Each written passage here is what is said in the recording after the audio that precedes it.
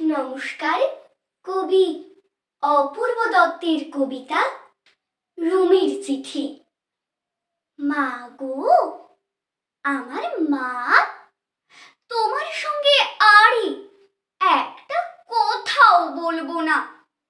গেল বছর পুজোর সময় সে যে আমায় ফেলে দিদার কাছে যাচ্ছি বলে কোথায় চলে গেলে।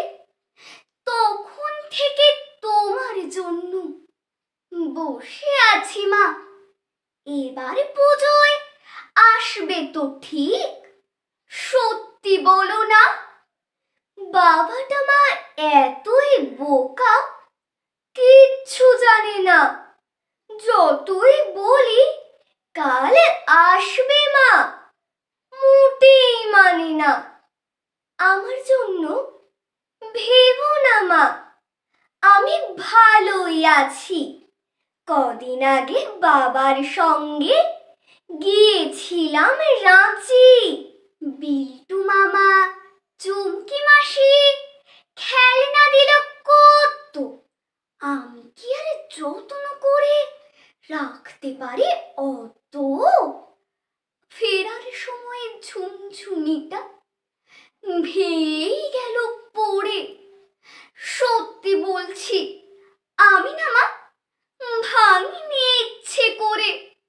ওই দেখো মা, একটা কথা বলতে গেছি ভুলে। ময়নাটা না পালিয়ে গেছে পরশু খাঁচা খুলে। আর আমাদের দক্ষিণ দিকের কলাবতী গাছে আজ দেখেছি দুটো হলুদ ফুলও ফুটে আছে। পরে আবার লিখবো।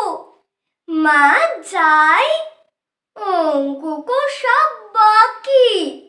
না হলে যে তুমি বলবে পড়াতে দিস ফাঁকি। আসার সময় এনো একটা নতুন ঝুমঝুমি, তুমি আমার প্রণাম নিও। ইতি, তোমার রুমি।